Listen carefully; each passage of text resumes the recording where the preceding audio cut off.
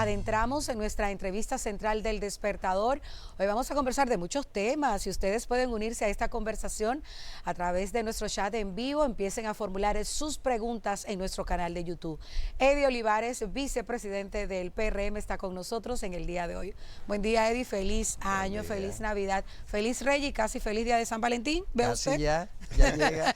Bueno, día de Duarte también. Día de Duarte. Sí, bienvenido. Gracias, un día feriado. Gracias. Usted nunca nos dice que no. No, para mí un gratísimo placer y felicidades. Igual. Este va a ser un año muy especial. Ay, sí. Este año es de natividad. Así es. Así que muchísimas felicidades, feliz años, Día de Reyes, a todo el pueblo dominicano a través de ustedes. Gracias. Gracias, doctor. Y el año comienza además con muchos rumores sobre lo que pasó hace una semana en un encuentro entre el expresidente Hipólito Mejía y el expresidente Danilo Medina, que además no lo ocultó. El PLD nos lo hizo saber a través de una fotografía en la que los vemos muy sonrientes a ambos, y la respuesta que nos han dado es que son amigos, pero todos sabemos que en política no solamente se reúnen porque son amigos. Desde el PRM, ¿cómo se ha visto este encuentro? ¿Qué sabe usted del encuentro? ¿Se está hablando de algún tipo de alianzas en algunas regidurías, alcaldías? No lo sé. No, todavía el partido no ha hablado de alianza, eso no se ha visto, no se ha empezado a estudiar todavía. Por supuesto que ya al iniciarse, estar en el año preelectoral, ya se empieza a preparar ese ambiente de alianza, pero todavía falta un tiempo. Ahora hay que hacerla por disposición de la propia ley 3318, antes de que se establezcan las reservas para determinar cuáles son para implementarse en las primarias, que será en el mes de octubre de este año, y ya empieza entonces a tomarse la decisión sobre las alianzas. Pero todavía yo pienso que es una reunión que se enmarca dentro del encuentro de dos amigos, dos expresidentes. Ahora, después de muchísimos años, tenemos tres presidentes. Casi nunca tuvimos tres presidentes vivos, casi nunca tuvimos más de dos. Ahora tenemos tres de diversos partidos. Y yo pienso que es importantísimo que, como ocurre en democracias... Bueno, tenemos cuatro con el actual.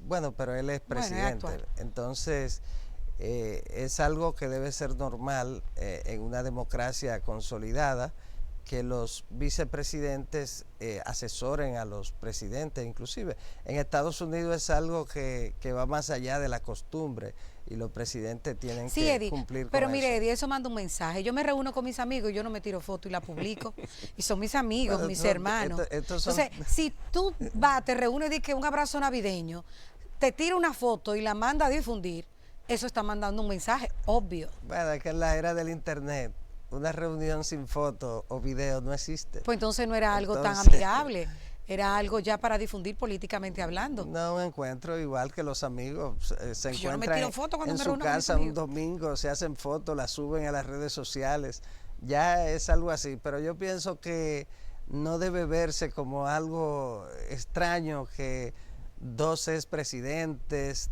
dos políticos se reúnan.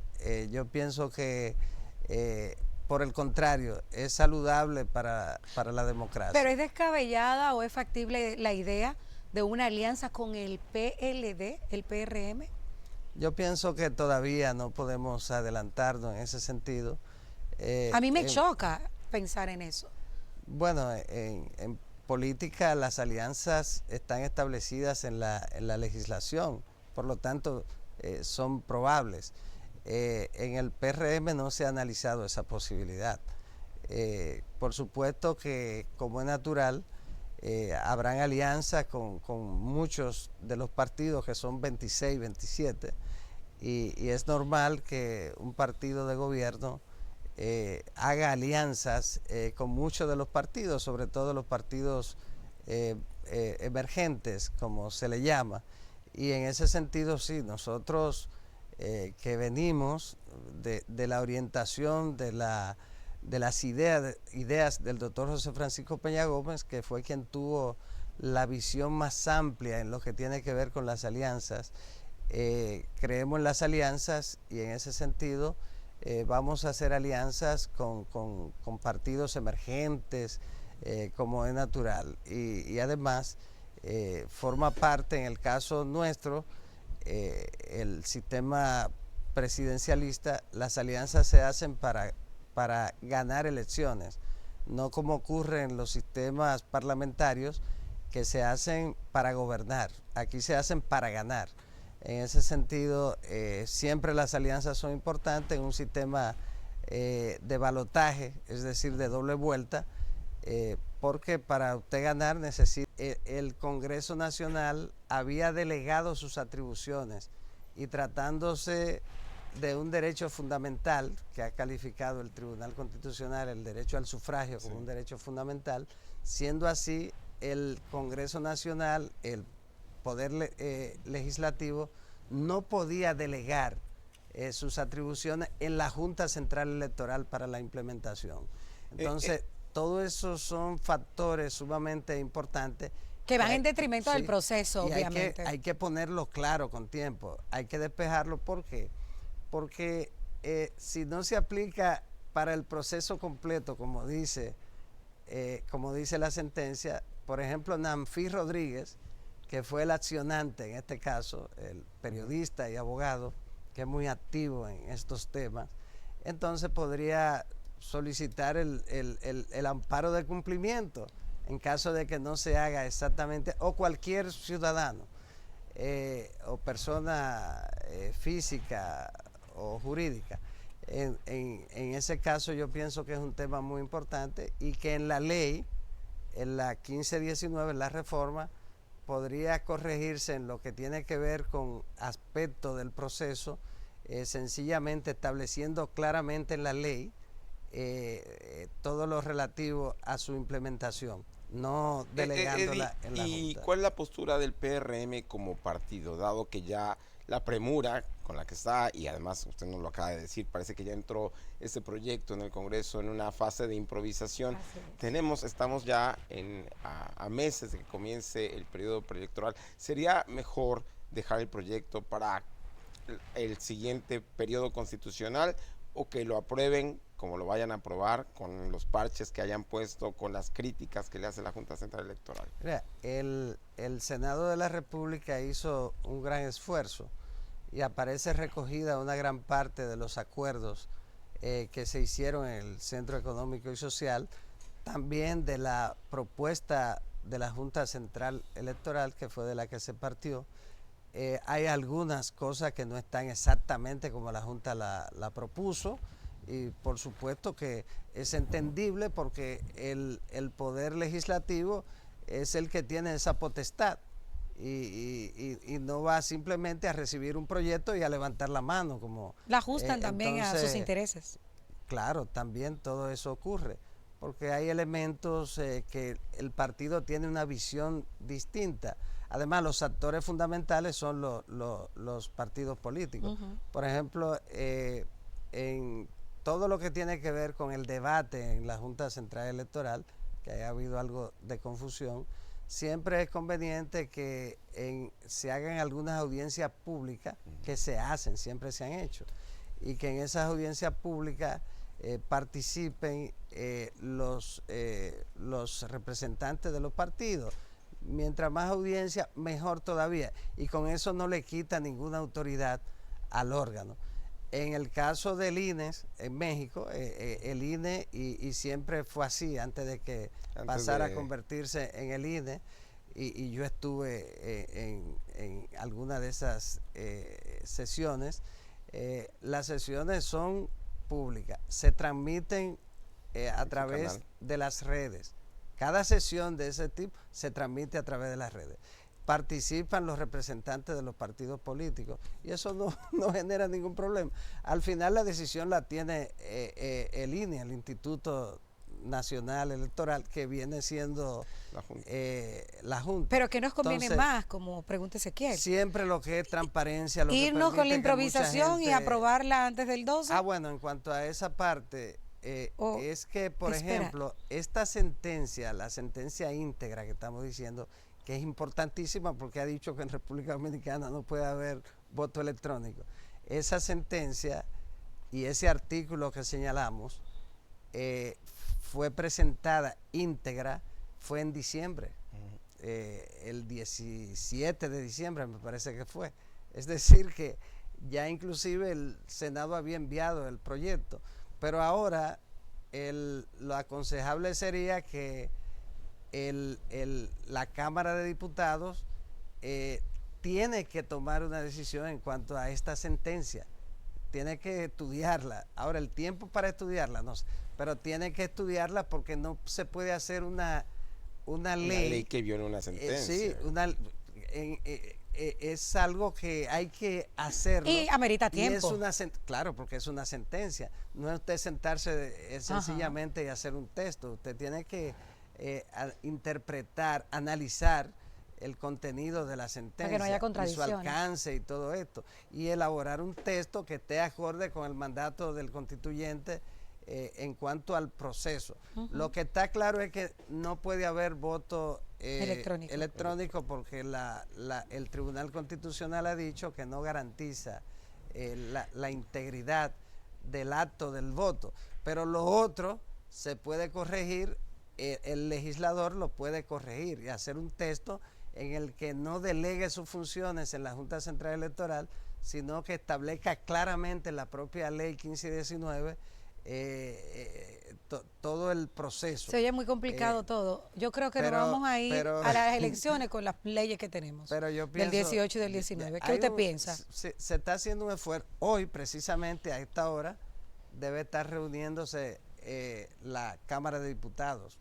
Hoy día feriado, hay sesión. La comisión, precisamente conociendo la reforma de que la justamente ley. ustedes... Mañana hay sesión, hoy se reúne la comisión. Nosotros preferimos esperar que sea el a ver qué Congreso ocurre Nacional.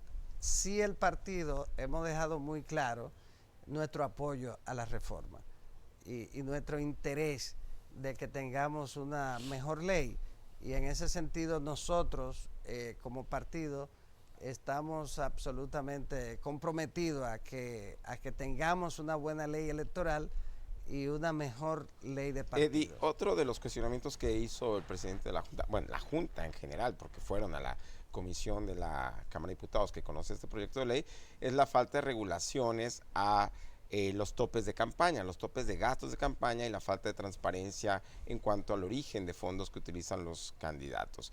Si se estableciera en la ley, eso también genera una logística, un protocolo diferente para la selección de candidatos. ¿Cuál es la postura del PRM para incluir en esta reforma topes de campaña y mecanismos para vigilar la transparencia de los fondos? Sí, nosotros estamos de acuerdo con la reducción de los topes. Todo lo que contribuya con la equidad, nosotros lo apoyamos. Fíjate Ezequiel, nosotros estamos haciendo algo que pareciera un sueño en una democracia. Generalmente los partidos de gobierno, los partidos aquí actúan por coyuntura, y si está en el gobierno, al partido no le interesa que haya equidad, no le interesa que la competencia sea una competencia equitativa. En el caso nuestro y del compañero presidente Luis Abinader, el propósito de nosotros es que las elecciones sean equitativas, íntegras, que en ese sentido se garantice una competencia en igualdad de condiciones, o la mayor igualdad de condiciones posible. Los topes de gastos ayudan, porque la democracia es una democracia muy costosa, la democracia moderna, sobre todo a partir de que la televisión se convirtió en imprescindible. Lo que Sartori decía, la democracia de vídeo, que televisión, redes, etcétera, pero la más costosa es la televisión.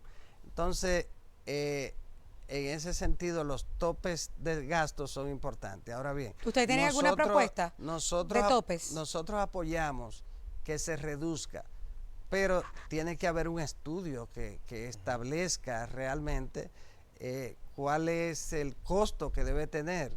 Y en eso se toma en cuenta también, se toma en cuenta las circunscripciones, las demarcaciones. Por ejemplo, un voto persiguiendo un escaño no cuesta igual en la provincia de la Altagracia, que es enorme, que lo que cuesta en una provincia pequeña. No cuesta igual en San Juan, no, que lo que cuesta en una provincia pequeña.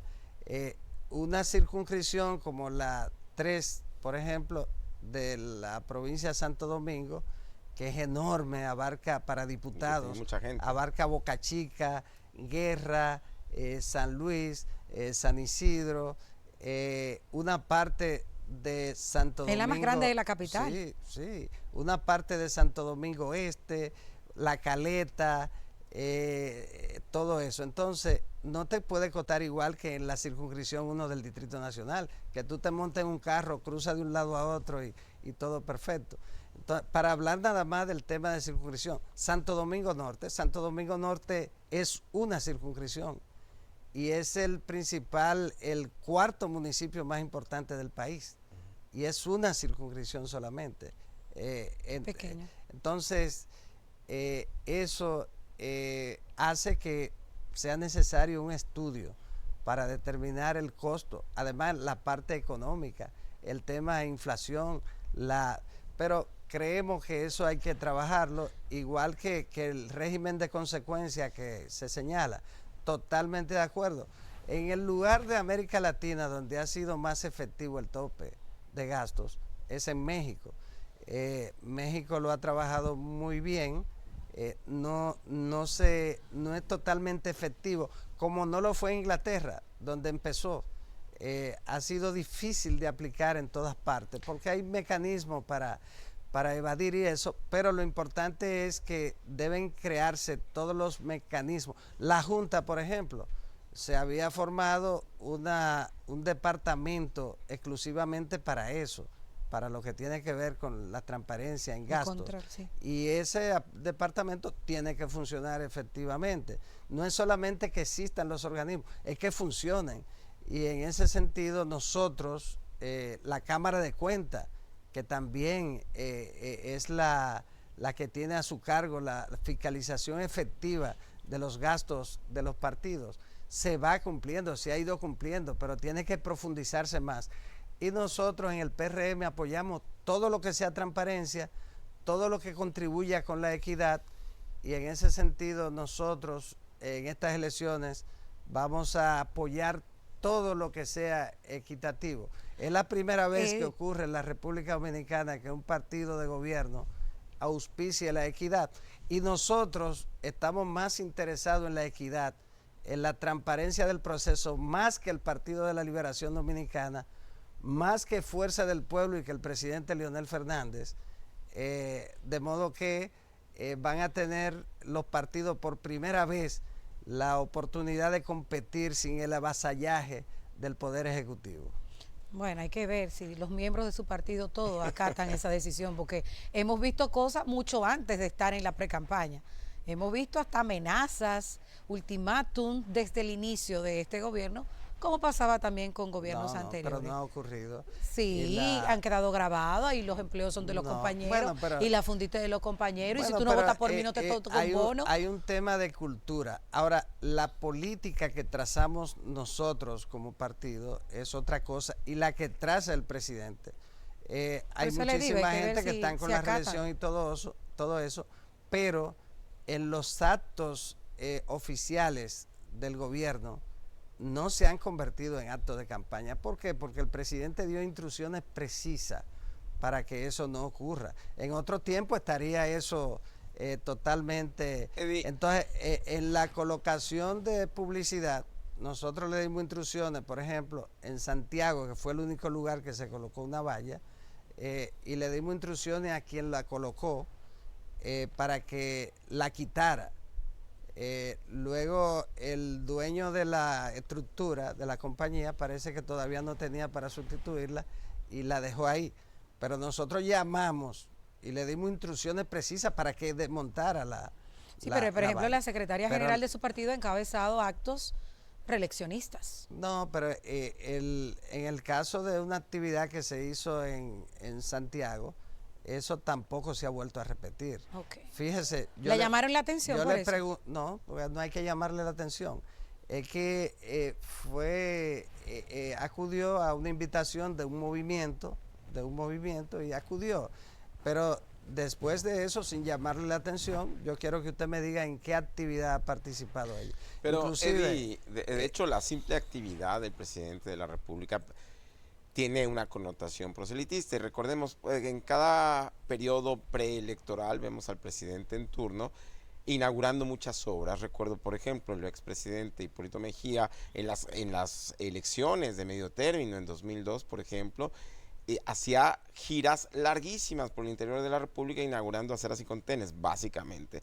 En los últimos meses hemos visto esto con el presidente. Hoy, día feriado, el presidente de la República tiene una gira por Puerto Plata. Y durmió en Santiago, durmió creo. en Santiago, No. y una serie de actividades que uno se pregunta, ¿realmente es necesario que el jefe de Estado vaya a inaugurar tal obra?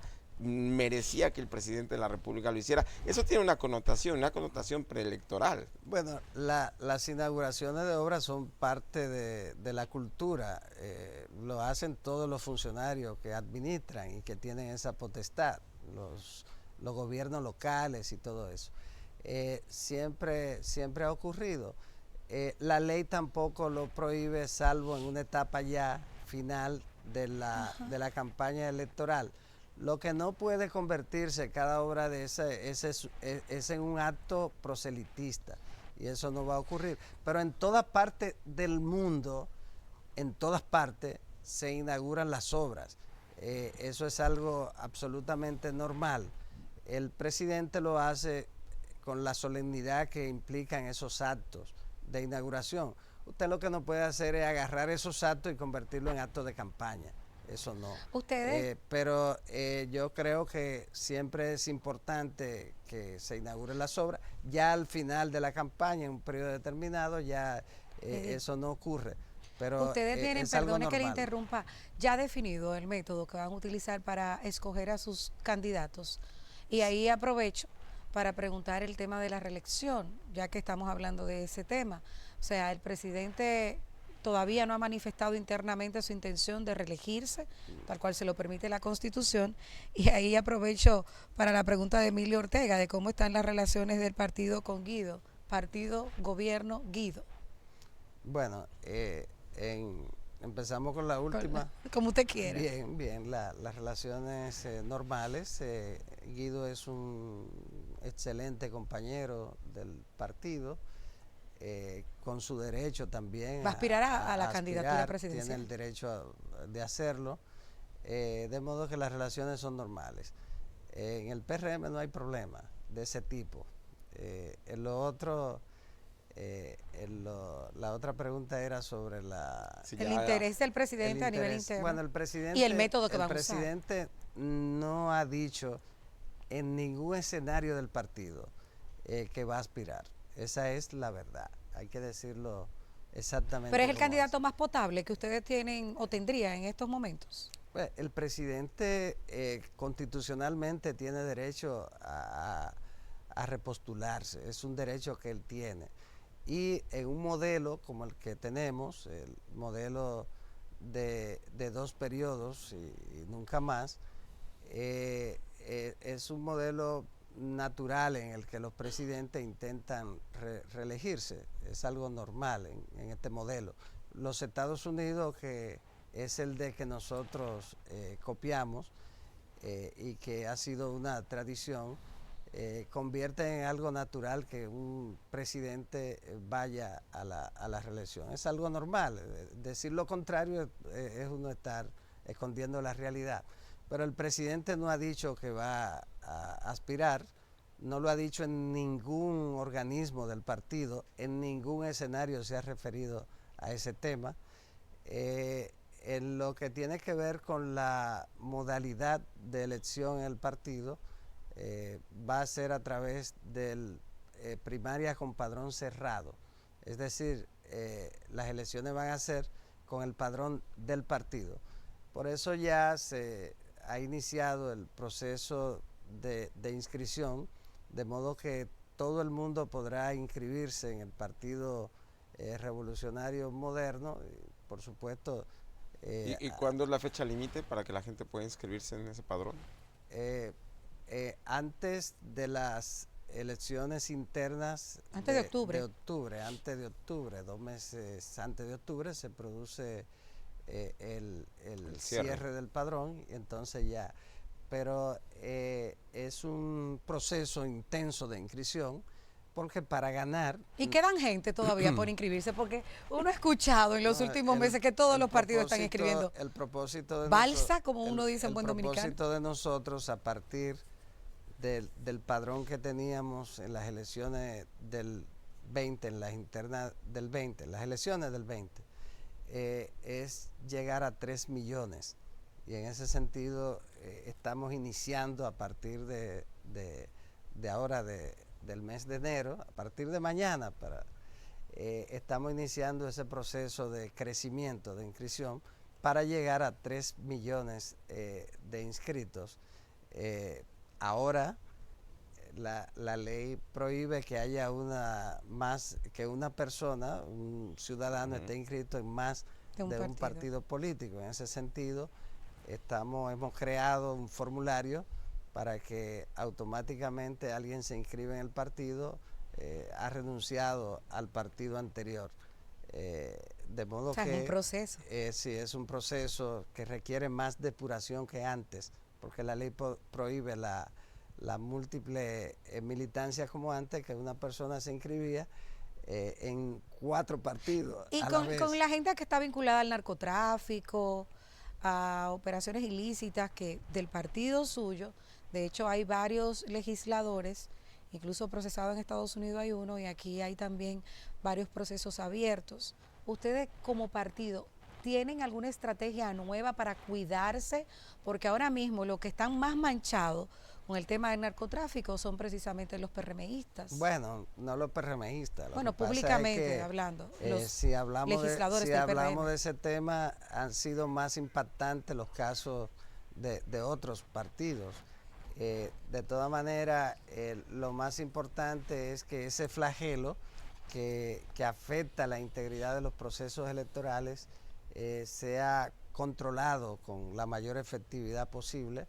En ese sentido, en la reforma de los estatutos establecimos que cualquier persona que sea imputada por un crimen, cual que sea, y por supuesto fundamentalmente en lo relativo al crimen organizado, al narcotráfico, tan pronto un tribunal dicta auto de apertura a juicio, queda suspendido en el Partido Pero Revolucionario antes, Eddie, Moderno. para que no se cuele ninguno. Antes de eso, pero eso forma parte también de ese proceso.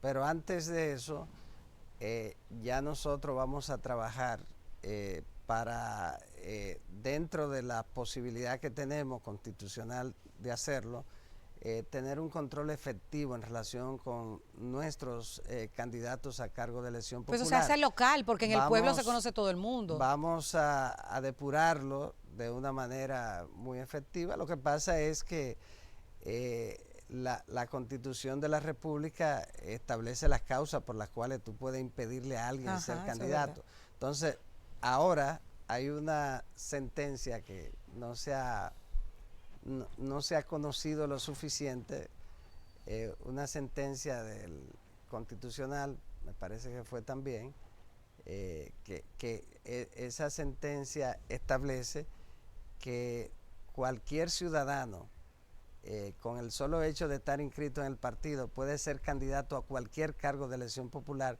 sin requerírsele, Rosa, haber militado en el partido por ningún tiempo. Sencillamente se inscribe en el partido, si se inscribe, y ya puede ser candidato. Es decir, que una persona que se inscribió hace 15 días en medio de sí, pero ustedes establecieron proceso, 2 años, ¿verdad? O que alguien lo inscribió sin ni siquiera la dirección de un partido, me refiero a cualquiera de los partidos, sin tener ni siquiera conocimiento de quién es esa persona, se inscribió, apareció inscrita. Acabando de llegar. Acabando de llegar.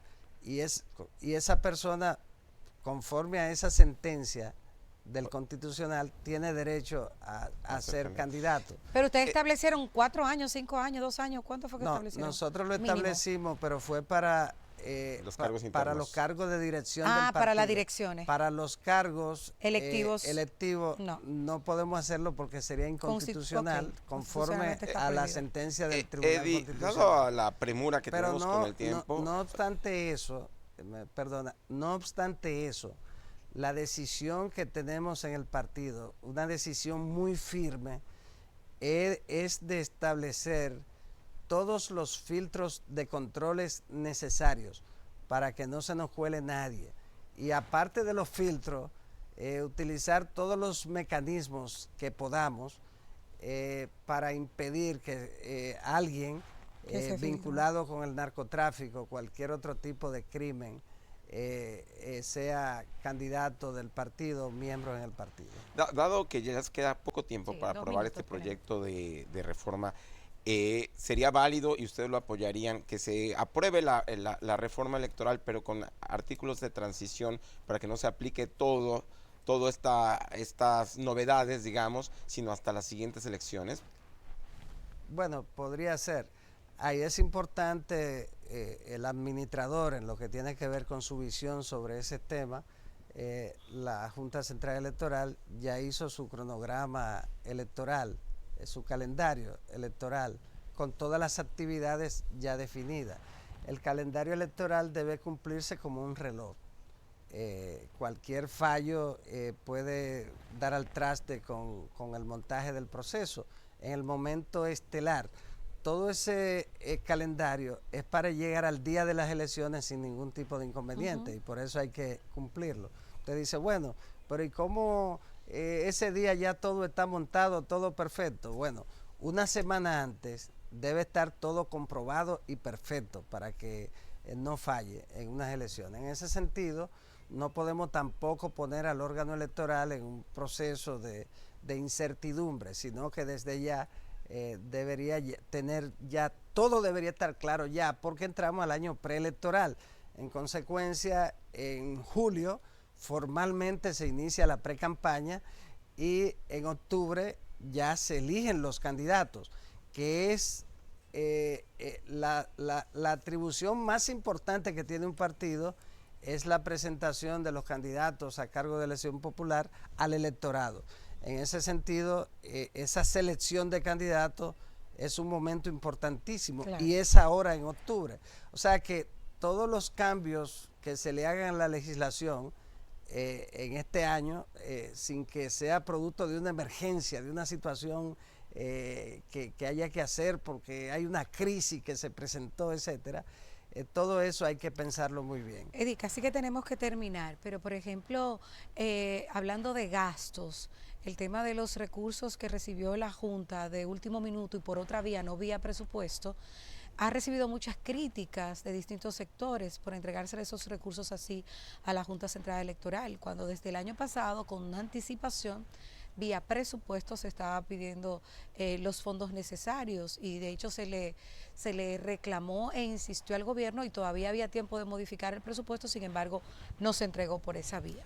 Mire, en ese interés especial del compañero presidente Luis Abinader y del partido de dar todas las facilidades para que las elecciones no tengan ningún tipo de inconveniente, absolutamente ningún inconveniente, quiere el presidente ni queremos nosotros como partido, se le entregó en relación con el último año preelectoral, que fue en el 2019, el nuevo año electoral es el que acaba de empezar, y se le entregó un presupuesto con un 35% más que en el 19, ahora en el 23. A eso el presidente le agregó, ante la petición de la Junta Central Electoral, que tiene un propósito importantísimo, que es poder dedicarle fondos al registro civil, que es la otra atribución importante de la Junta, y que es la que toca a todos los dominicanos, desde que nacen, es esencial, se casan hasta que mueren.